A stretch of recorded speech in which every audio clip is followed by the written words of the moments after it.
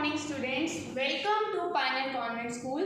Today we will start the next topic of chapter 1 history, bricks, beads and bones. The topic name is Mohenjo-daro. Mohenjo-daro was a urban center developed in Harappan civilization. It was a famous developed center. Excavations के through हमें जो evidences मिले हैं उसमें जो first sight discover हुई, first city discover हुई, that was Harappa. लेकिन जो फेमस सिटी बनी, फेमस साइट बनी, दैट वाज मोहनजोदारो. वो मोहनजोदारो फेमस अर्बन सेंटर क्यों बना? क्योंकि यहाँ पर जो बिजनेस था, जो ट्रेड एक्टिविटीज थी, वो बहुत ज़्यादा फ्लरिश होती थी. That's why it was known as developed urban. अब हम अगर बात करें कि जो हड़प्पन सिविलाइजेशन के जो लोग थे वो भी क्या करते थे, उनके भी ट्रेड रिलेशंस थे, वो अदर सिविलाइजेशंस के साथ बहुत अच्छे थे. इसलिए जो हड़प्पन सिविलाइजेशन है एंड मोहनजोदारो सिविलाइजेशन है, ये दोनों डेवलप्ड अर्बन सेंटर्स मानी जाती हैं. Now we will talk about settlements. अब हम सेटलमेंट्स की बात करेंगे कि हड़प्पन सिविलाइजेशन की जो सेटलमेंट्स थी, दे वर प्लान्ड. मींस वहाँ के लोग जो कोई भी बिल्डिंग बनाते थे सबसे पहले उसकी प्लानिंग करते थे, उसके बाद फिर वो क्या करते थे, उसकी कंस्ट्रक्शन करते थे.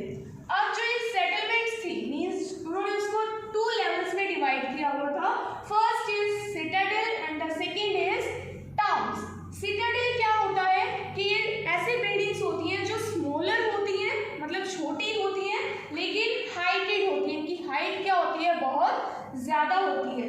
इनको वॉल से कवर किया जाता है. It was called as a town centre as well. इसको हम टाउन सेंटर भी कहते हैं. And the next part is towns. ये क्या होते हैं, लोअर होते हैं, बट दे वर लार्जर. ये बहुत बड़े होते हैं. It was also known as domestic architecture. अब अगर हम बात करें, यहाँ के लोग जो बिल्डिंग्स बनाते थे वो तो बहुत शानदार होती ही होती थी.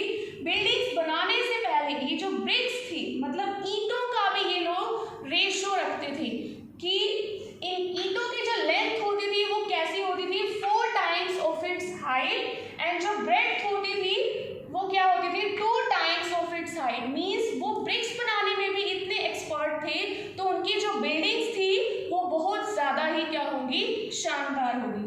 अगर हम एक इससे हट के टॉपिक के बारे में बात करते हैं कि हु डिस्कवर्ड हड़प्पन सिविलाइजेशन, कि किसने हड़प्पन सिविलाइजेशन को ढूंढा. The name was doctor Alexander Cunningham.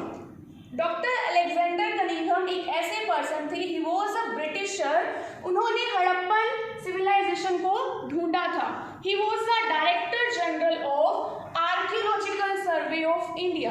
उसने he was the first person जिसने ये इनिशिएटिव लिया कि मैं जो हड़प्पन सिविलाइजेशन है उसके एविडेंसेस को ढूंढना स्टार्ट करूंगा. Now we will move to the next topic, the planning of cities. After excavation of Mohenjodaro, जो वहाँ के जो लोग थे, पीपल थे, वो क्या करते थे, दे प्लान द सिटीज फर्स्ट. वो सबसे पहले क्या करते थे, सिटीज की प्लानिंग करते थे. आफ्टर दैट वो सिटीज की क्या करते थे, कंस्ट्रक्शन करते थे. अगर हम इनके फीचर्स और फीचर्स की बात करें, इनकी डिस्टिंक्टिव फीचर्स क्या है कि यहाँ पर प्रॉपर ड्रेनेज सिस्टम था. आज के टाइम में भी अगर हम विलेजेस में जाकर देखें तो प्रॉपर ड्रेनेज सिस्टम अभी भी काफ़ी विलेजेस में नहीं है. But in 2000 years back there was a proper drainage system. लोगों के वहाँ के खुद के बाथरूम्स, वॉशरूम्स होते थे. There were roads. ड्रेन्स की जो एडजेसेंट क्या होती थी, रोड्स होती थी. एंड रोड्स जो थी वो एक लेन की तरह नहीं बनाई जाती थी. दे वर प्लान्ड लाइक अ ग्रिड. वो किसकी तरह बनाई जाती थी, ग्रिड की तरह बनाई जाती थी. लाइक वहाँ पर चौराहे भी बनते थे. और उसके बाद रोड्स बनने के बाद, रोड्स के एडजेसेंट ड्रेन्स के बाद फिर वो क्या बनाते थे, हाउसेस बनाते थे. अब हम बात करेंगे डोमेस्टिक आर्किटेक्चर एंड सिटाडेल, जो हमने अभी प्रीवियसली डिस्कस किया है कि जो मोहनजोदारो में जो सेटलमेंट्स थी वो 2 पार्ट्स में डिवाइड थी. आर्किटेक्चर कहते हैं, the second is citadel. So one by one we will discuss about this. Domestic architecture. It was a lower town and it was used for residential purpose. Evidences के through हमें ये पता चला है कि ये जो आर्किटेक्चर था, ये जो टाउन था, ये किस पर्पस के लिए यूज किया जाता था? रेजिडेंशियल पर्पस के लिए. There was a central courtyard. यहाँ इस आर्किटेक्चर इन टाउन्स में क्या होता था? एक सेंट्रल कोर्टयार्ड होता था और उसके साइड में 4 साइड्स में क्या होते थे?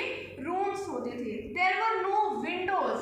वहाँ पर विंडोज भी नहीं होते थे. विंडोज इसलिए नहीं होती थी to keep out their privacy, कि लोग उनकी प्राइवेसी, मतलब वो प्राइवेसी के लिए विंडोज भी वहाँ पर नहीं होती थी कि कोई बाहर का अंदर ना झांक सके. एंड अगर हम इस कोर्टयार्ड से अंदर एंटर करें तो हमें किसी भी रूम का डायरेक्ट व्यू भी नहीं दिखता था. They have their own bathrooms, washrooms as well. And evidences के थ्रू हमें ये भी पता चला है कि वहाँ पर क्या थी? स्टेयर्स भी थी, सीढ़ियाँ भी थी. मीन्स एक स्टोरी पर, एक मंजिल पर जाने के लिए वहाँ पर स्टेयर्स का भी यूज होता था. So we have discussed about the domestic architecture. अब हम किसकी बात करेंगे? सिटाडेल की. Citadel it was a town centre. ये बड़े बड़े वॉल से कवर किया जाता था and it was use for commercial purpose, public purpose या कोई स्पेशल पर्पज के लिए यूज किया जाता था. सिटाडेल की जो एक डिस्टिंक्टिव फीचर है कि यहाँ पर एक क्या था? Ware house. वेयर हाउस क्या होता है? It was use to store things. चीज़ों को स्टोर करने के लिए वेयर हाउस का यूज किया जाता था. अब वेयर हाउस भी वहाँ पर 2 टाइप्स के थे, upper warehouse and lower warehouse. Upper warehouse किससे बना होता था? वुड से, जो कि लॉन्ग टाइम एगो डिसमेंटल हो गया है, फिनिश हो गया है. And the lower warehouse जो किससे बना होते हैं? ब्रिक से बना होते हैं, जिसके एविडेंसेस आज भी हमें मिले हैं. सो वी कैन सी कि जो सिटाडेल है वो किसके लिए यूज किया जाता था? Use to store things. Another distinctive feature of citadel is the great bath. एक बड़ा हमाम. यहाँ पर people जो थे used to go for bath and for other activities. लोग दूसरी एक्टिविटीज के लिए और नहाने के लिए यहाँ पर जाते थे. There was a rectangular tank. वहाँ पर एक क्या था? एक rectangular tank था.